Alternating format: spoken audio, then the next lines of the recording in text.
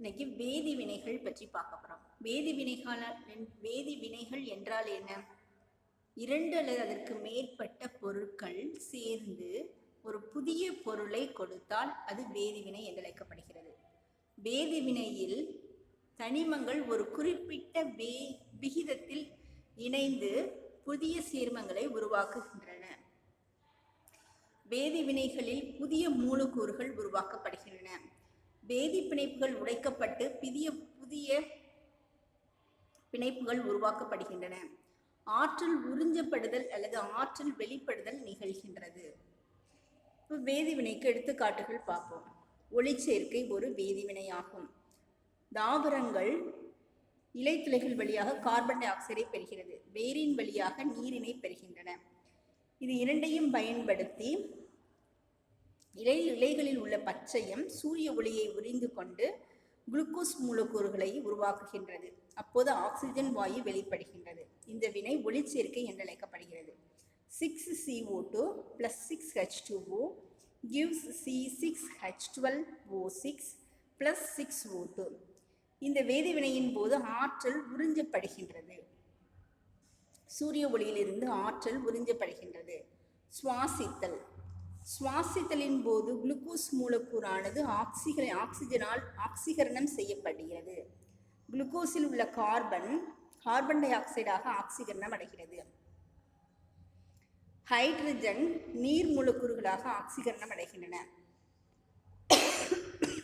இது ஒரு வெப்ப உமிழ் வினையாகும். சுவாசித்தலின் போது 2200 கிலோஜூல் ஆற்றலானது வெளிப்படுகின்றது. குளுக்கோஸ் ஆக்சிகரணம் அடைந்து கார்பன் டை ஆக்சைடு நீர் மற்றும் ஆற்றலை வெளியிடுகிறது.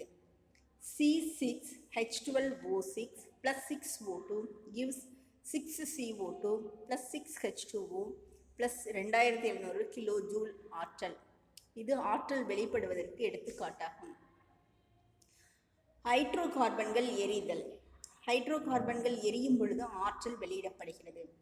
எளிய ஹைட்ரோகார்பன் மீத்தேன் ஆகும். மீத்தேனின் வாய்ப்பாடு CH4. கார்பனுடன் 4 ஹைட்ரஜன் அணுக்கள் பிணைக்கப்பட்டுள்ளன. ஆக்சிஜன் எரியும் பொழுது ஆக்சிஜன் மீத்தேனுடன் வினைபெறுகிறது. ஆக்சிஜனினுடைய வாய்ப்பாடு O double bond O. 2 oxygen மூலக்கூறுகள் மீத்தேனுடன் வினைபட்டு ஒரு கார்பன் டை ஆக்சைடு மூலக்கூறையும் ஒரு நீரையும் கொடுக்கிறது.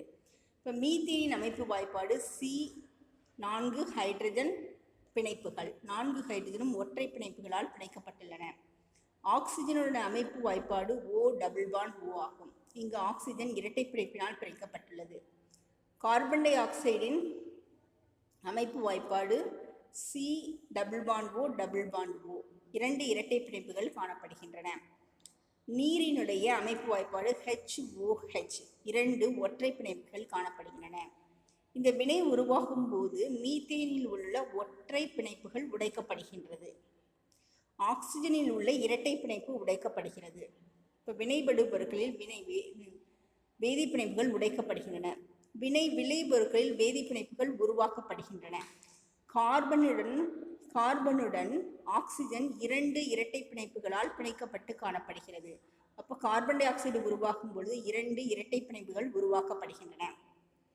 ஹைட்ரஜன் ஆக்சிஜனுடன் சேர்ந்து நீரை உருவாக்குகிறது. அப்போது 2 ஒற்றை பிணைப்புகள் உருவாக்கப்படுகின்றன. ஆக்சிஜனுடன் ஹைட்ரஜன் 2 ஒற்றை பிணைப்புகளால் பிணைக்கப்பட்டு காணப்படுகிறது. இவ்வாறு வினைபடு பொருட்களில் விடைப்புகள் உடைக்கப்பட்டு வினை விளைபொருட்களில் பிணைப்புகள் உருவாக்கப்படுகின்றன. வேதி சமன்பாட்டை எழுதும் முறை பற்றி நம்ம பார்க்க போறோம்.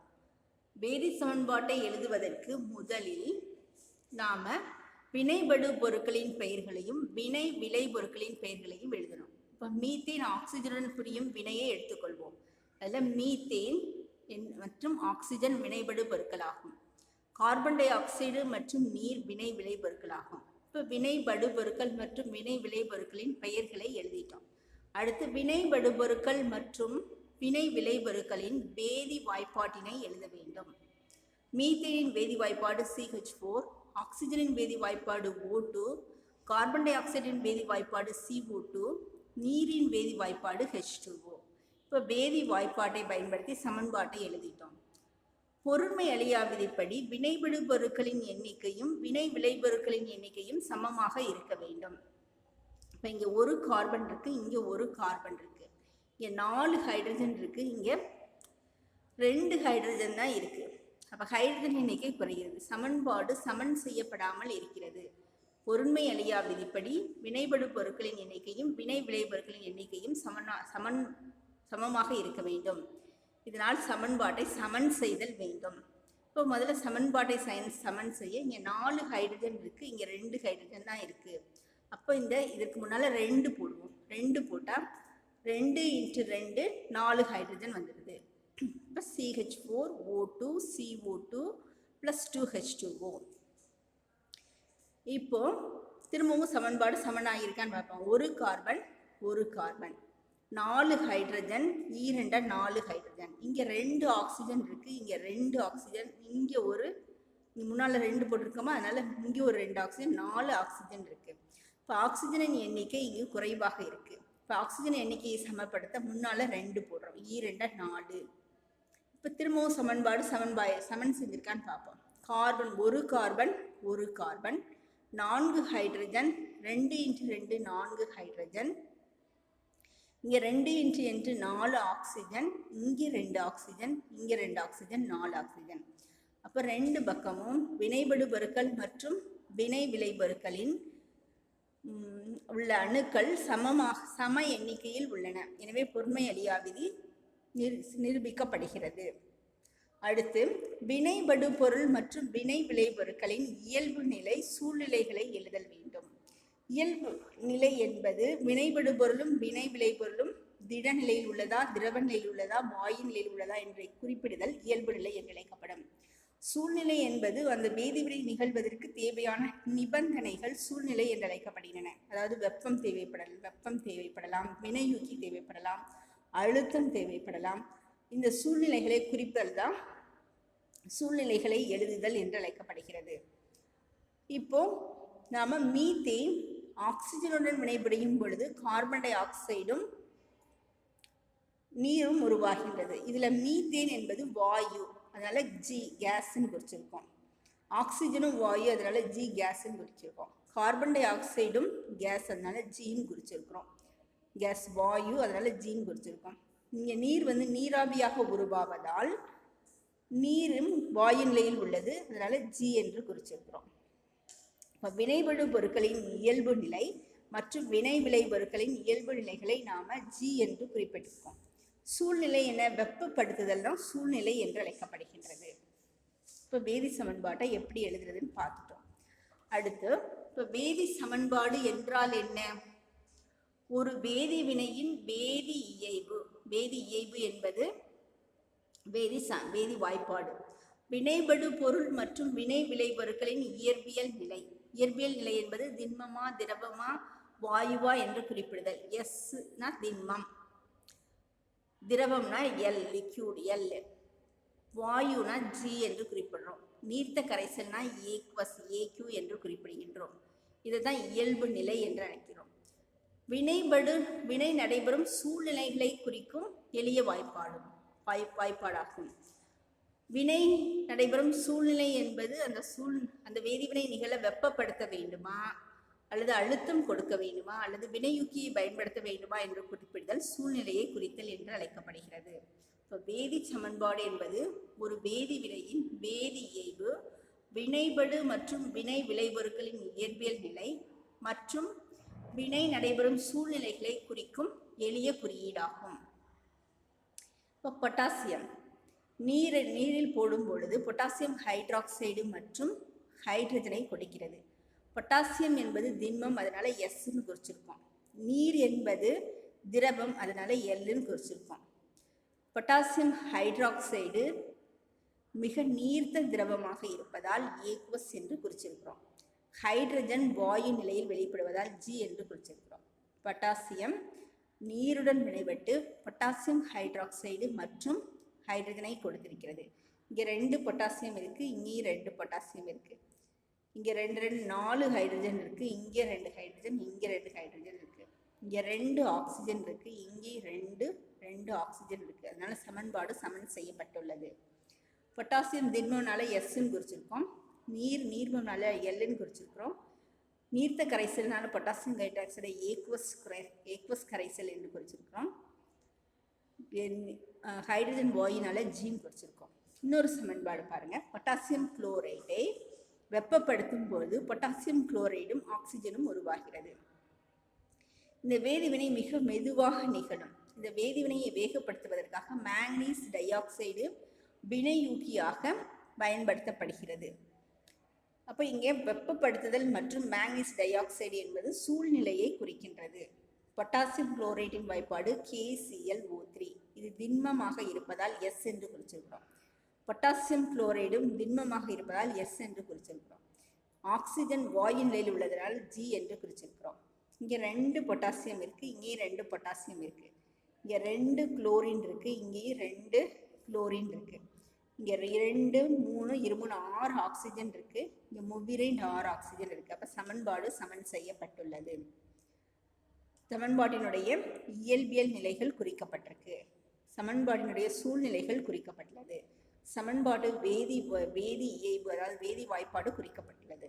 இவ்வாறு ஒரு வேதிவினையினை வேதி இயைபு, இயற்பியல் நிலை மற்றும் சூழ்நிலைகளை பற்றி குறித்தல் வேதி சமன்பாடு என்று அழைக்கப்படுகிறது.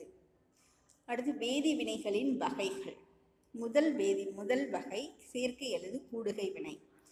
அது பேர்ல இருக்கு சேர்க்கை அல்லது கூடுகை வினை. 2 அல்லது அதற்கு மேற்பட்ட வினைபடு பொருட்கள் இணைந்து ஒரு சேர்மம் உருவாதல் சேர்க்கை வினை அல்லது கூடுகை வினை என்று அழைக்கப்படுகிறது.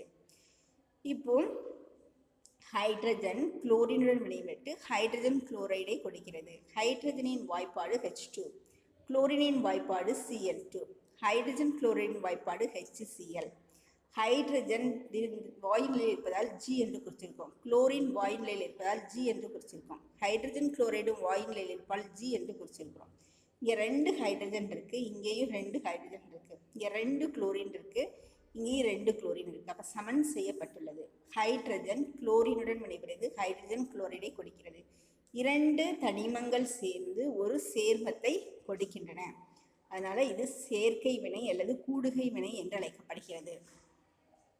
இந்த சேர்க்கை அல்லது கூடுகை வினையை 3 வகைகளாக பிரிக்கிறோம்.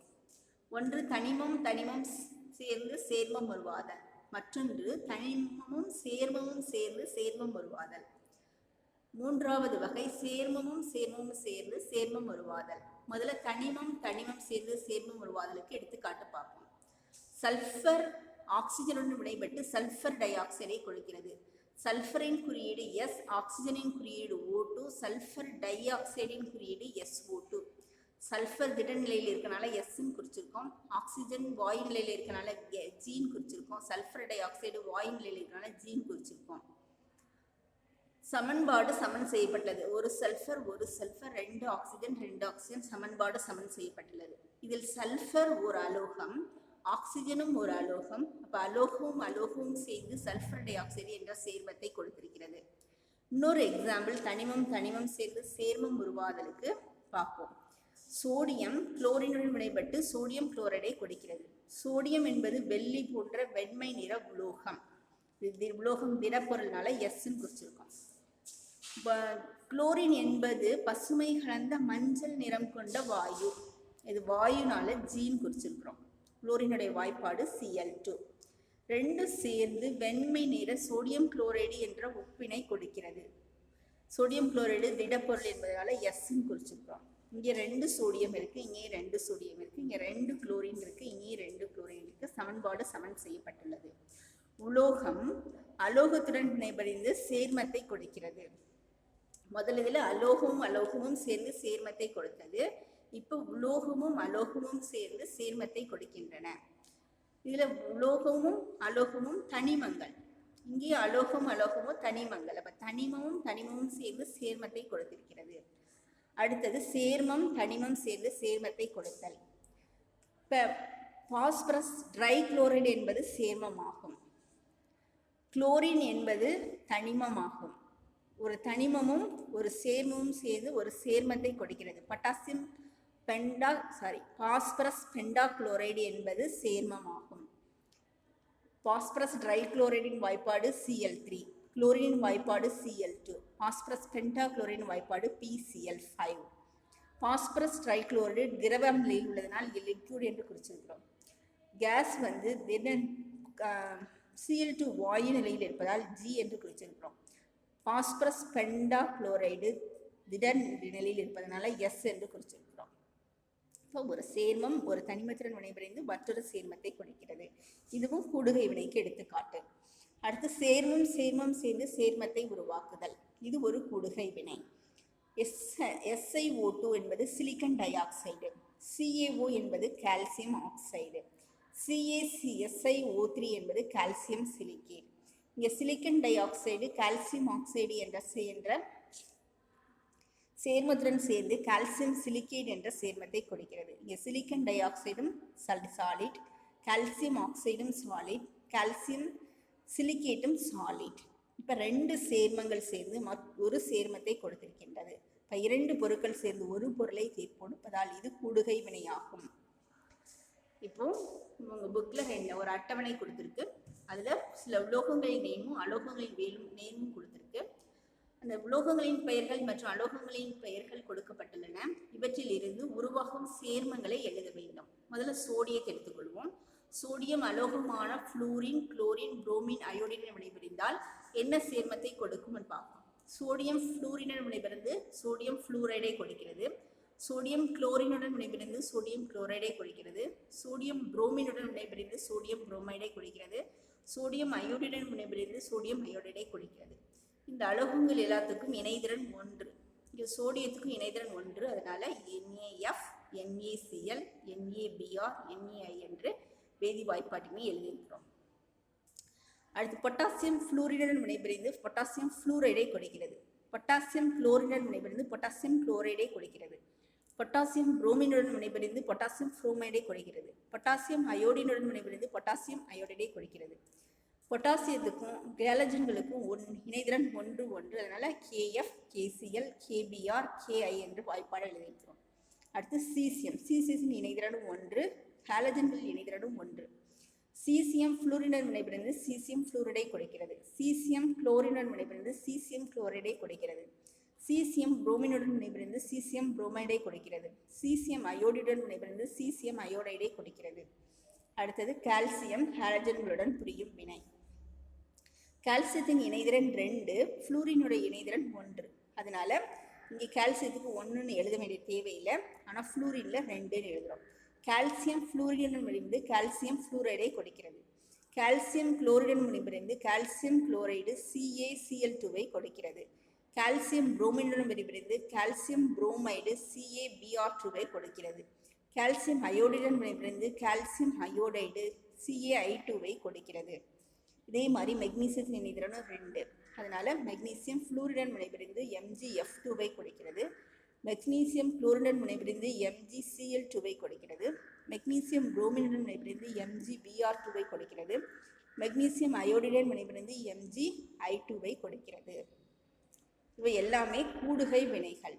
Sodium, potassium, caesium, calcium, magnesium என்ற உலோகங்கள் புளூரின், குளோரின், புரோமின், அயோடின் என்ற அலோகங்களுடன் வினைபுரிந்து ஒரு சேர்மத்தை கொடுத்திருக்கிறது. இது எல்லாமே கூடுகை வினைக்கு எடுத்துக்காட்டுகளாகும்.